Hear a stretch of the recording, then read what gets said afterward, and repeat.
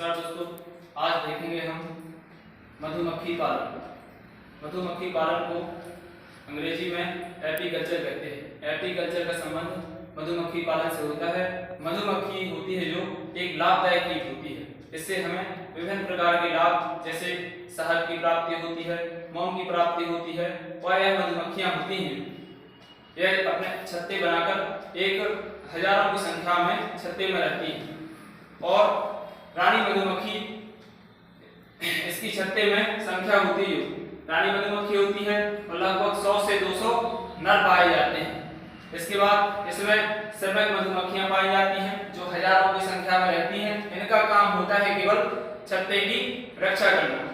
श्रमिक मधुमक्खियां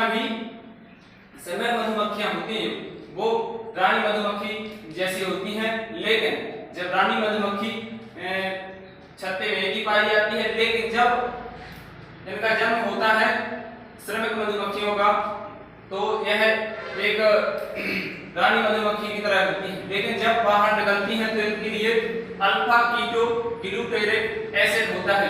रानी मधुमक्खी जब उनका जन्म होता है अंडे से बाहर निकलती है तो अल्फा कीटो ग्लूटेरिक एसिड का छिड़काव कर देती है रानी मधुमक्खी, जिसके कारण वो बांझ मधुमक्खियां बन जाती हैं जो प्रजनन करने में सक्षम नहीं होती हैं।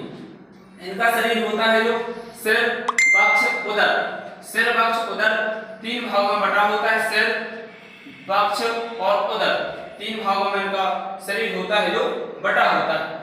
रानी मधुमक्खी का संघ है आर्थ्रोपोडा, वर्ग इंसेक्टा, वंश होता है एपिस, जाति होती है इंडिका। वंश और जाति से मिलकर वैज्ञानिक नाम बनता है, इसलिए इनका वैज्ञानिक नाम, मधुमक्खी का वैज्ञानिक नाम एपिस इंडिका होता है।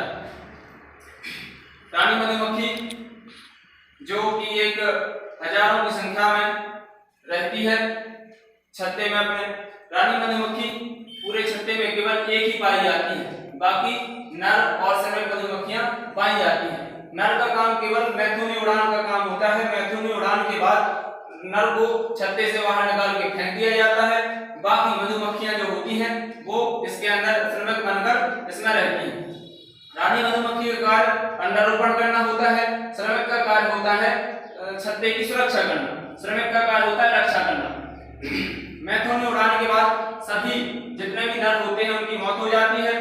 इसके बाद रानी मधुमक्खी कुल परागण का लगभग जो मधुमक्खियां होती हैं, रानी मधुमक्खी का काम होता है अंडारोपण करना और कुल टोटल जितनी मधुमक्खियां होती हैं जो श्रमिक मधुमक्खियां होती हैं उनके द्वारा लगभग 75% परागण का कार्य होता है। जितना भी 100% परागण होता है उसमें से 75% केवल मधुमक्खियां करती हैं। रानी मधुमक्खी के शहद में फ्रक्टोज जो एक प्राकृतिक शर्करा है वो पाई जाती है और साथ में सुक्रोज भी पाया जाता है। मधुमक्खी का उत्पाद देखें तो शहद होता है, शहद का उत्पादन करती है, साथ में मोम का भी उत्पादन करती है। मोम के द्वारा और शहद के द्वारा मूर्ति, सौंदर्य प्रसाधन आदि बनाने का काम होता है। अल्फा कीटो ग्लूटेरिक एसिड होता है, अगर मेल पर उसका छिड़काव कर दे तो कोई भी इफेक्ट नहीं पड़ता है, लेकिन अगर फीमेल पर इसका इफेक्ट इसको डालने अगर छिड़काव कर दें इसका तो वो नपुंसक बन जाती है। क्या बन जाती है? नपुंसक। बाकी इस तरह से जो छत्ता है, छत्ते से दूसरे छत्ते का निर्माण, एक मधुमक्खी रानी मधुमक्खी इस छत्ते में रहेगी और क्या काम करेगी?